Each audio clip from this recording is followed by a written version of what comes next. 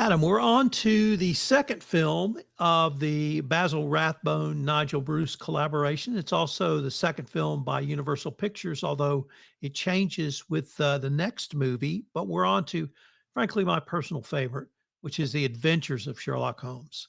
I just thoroughly enjoy this movie. It had everything I wanted in it. It has music, it has song and dancing, it has great detective work, it has a murder mystery, it has a deliciously evil villain played by George Zucco in one of my favorite roles. It's got some pretty funny comedy for me, being married to an English girl. It's exactly how they see things in a scene with Nigel Bruce as Dr. Watson. So I wanted to maybe ask you, how does this movie of Sherlock Holmes sort of fit into your pantheon? Do you have that love for it, or do you see it as something perhaps different? I really do enjoy this one. I think that now you do talk about the later films. They move forward to Sherlock Holmes and Dr. Watson existing in the 1940s for various reasons. This is the second and last one we get with them in that authentic setting. And there's so much I enjoy. I think that you're right. George Zucco is a fantastic Moriarty.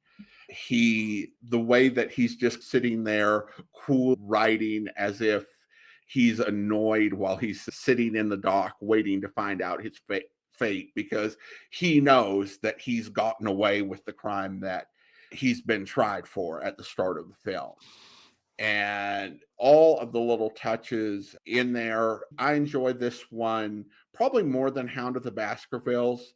It's such a treat, and it manages to pack so much into, it's an 82-minute film, I believe, 82, 84, something like that.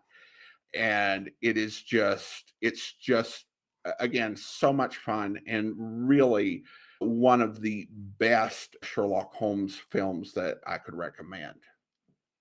This one I thought had the best screenwriting of the entire series, both the Universal Pictures and the later Fox Pictures. But I wanted to ask you about the actors themselves and what we saw. So I mentioned singing and dancing. Does a bit of that. I think he had a body double for part of that scene when I looked at it several times. But he's up there shaking a leg, basically. And Nigel Bruce plays this, to me, hugely comedic scene where he's pretending to be a dead body on a London street and has an encounter with another Londoner walking down the street asking if he needs help. But to me, those showed the range of acting abilities of both of those actors. And in our last podcast, I talked about how I felt they were both incredibly talented actors. And this movie really showed their talents in a variety of scenes and settings for me. Any thoughts on the two actors as consummate professionals? Really, I think you covered a lot of it. Again, with Basil Rathbone, that all of that training, I think he enjoyed his work on Sherlock Holmes best when he got to branch out into doing other things that were part of his training. In this case, the whole he did, which was this lovely song about by the seaside. And I found out the interesting factoid about that was that the story is set in 1894. The song was written in 1907. Um, so it would be like if you made a movie set in the 70s and they stood up and sang Thriller, but it worked great in the context of the film. It was delightful, and you have the singing, but then you also do have a big final confrontation with Moriarty, which is a very physical scene, which he carries off really well. You touched on George Zucco as Moriarty, and I really thought he nailed that character in his portrayal. He was incredibly diabolical. Nothing phased him. He could literally turn on a dime, whether it was to his manservant or against Holmes. The carriage ride scene with Holmes was priceless in my mind, where they go at each other at the highest intellectual level. But also his scene with his manservant, I also thought showed just how evil he could be when he said, "You should be hung and quartered, except that's not really enough punishment because my plant has died." How do you assess his portrayal of Moriarty? And actually ask you to include your work in radio on the Great Detective Show. I think in many ways it is a performance that manages to really strike a good balance, because some of the Moriarty actors would just go into for a very full melodramatic, all mustache twirling, over the top performance. What I enjoyed about his performance is that he had those moments of being very evil and striking out, but he could also have these moments of calm, that where he was calm, but he was unsettling you at the same time, which is very effective. You've got the sense that the wheels are turning, and in many ways he brings out a different aspect of Holmes. And you're right, I love the way they play with each other, play off each other, because you get some things from Basil Rathbone that you wouldn't get otherwise. One of my favorite parts of that carriage ride scene was when Holmes said that complimented Moriarty's brain and suggested it would be interesting if it was studied pickled in a jar.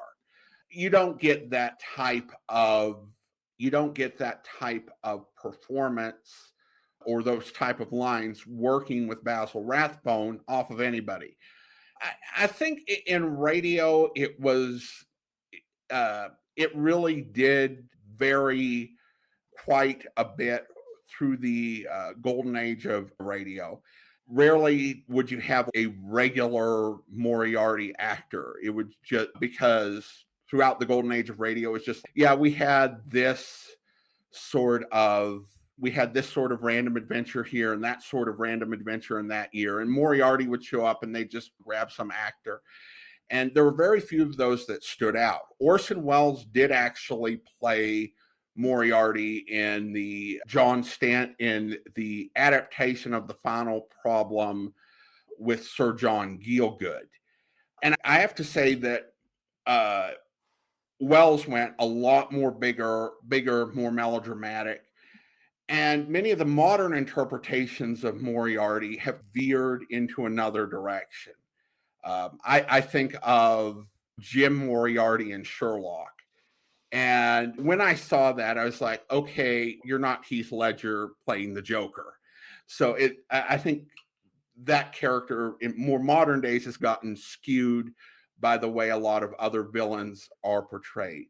But George Zucco, I think, really does capture this nature of being very calculating, but able to really turn sinister on a moment's notice.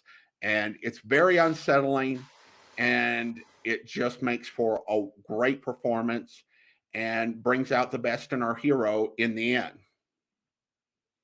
This movie was not an adaptation of a short story, and I forget the credited screenwriters on it, but I thought this was one of the best screenplays of any Sherlock Holmes movie I had seen, up to and including Hound of the Baskervilles, because of the mystery involved. A delicious mystery involving a murdered father 10 years ago, brought forward 10 years by only a brain such as Moriarty to, if not confuse Holmes, to distract him and have him unravel both mysteries. Any thoughts on the story itself in this movie? I think it's a very cunning. It's a cunning story, and it manages to give Moriarty. It shows Moriarty's nature and his ability to read Holmes in going for this whole idea of distracting him from Moriarty's real objective by setting up like a puzzle for Holmes to play with. It shows the sort of genius of Moriarty. And I think that as a plot, it works. It's certainly pretty advanced for what you would see in most 1930s films. And I've seen a few of the A films of the era, and you don't have that sort of complexity. So this is something that's probably influenced a lot of the other mystery films we've seen going forward. And honestly, it did influence some of the. It did influence certainly at least some of the radio writing. I was just listening to a program today when I was out and about where the writer of the radio program kind of ripped off the whole premise of the film with Moriarty setting up one crime as a puzzle to keep Sherlock Holmes distracted while he plotted to steal a jewel. It's like, I wonder where you got that idea from. So this was a very solid, is a really great plot that I know a lot of people have found inspiration for their own works down the road. Where do you see this movie in the Nigel Bruce, Basil Rathbone canon? Uh, Recognizing we talked last episode about the Hounds of the Baskerville, where does this one fit for you? Oh, this is number one. This is simply this is the best one that they did because you've got the great acting by George Zucco. You've got a very solid cast. You've got Ida Lupino in an early role. So this is great music, and this was before they made the lower budget films. And this is really, in terms of overall satisfying film watching experience, this is the best one. You bring up a couple of great points there, Adam. One was you're absolutely right. This was the last of the A budgeted Sherlock Holmes, and it clearly shows. And I just have to say, Ida Lupino was one of the most beautiful actresses in Hollywood, and this is a town of beautiful actresses. And she was as beautiful in this role as Anne Brandon, I think was her character's name, as any other actress I've seen. I absolutely loved her work throughout the 40s till she became a director and producer. So shout out to Ida Lupino for this early film for her as well. Adam, we unfortunately are near the end of our time for this episode, but before we leave, I wanted to ask you if our listeners wanted any more information on the great detectives of old time radio, where can they go? They can go to my website, greatdetectives.net. We have all the shows posted and links to the other old time radio podcast we're doing as well. You've got an anniversary coming up. Tell our audiences about that. Yes, next month we will be or depending on this goes out, it will be towards the end of October. We'll celebrate the 15th anniversary of the first regular episode of the Great Detectives of Old Time Radio going out. We'll have a special that we're planning for October 20th, where I will play the first 4 episodes that we did and offer additional comments and critique my past self, which should be fun. You're a brave man to do that. I can barely stand to watch and or listen to my early podcast. Kudos to you for doing that. Adam, as always, it's a pleasure and just a joy to be able to visit with you about our joint love of old time detectives. It's always a pleasure to be here, Tom.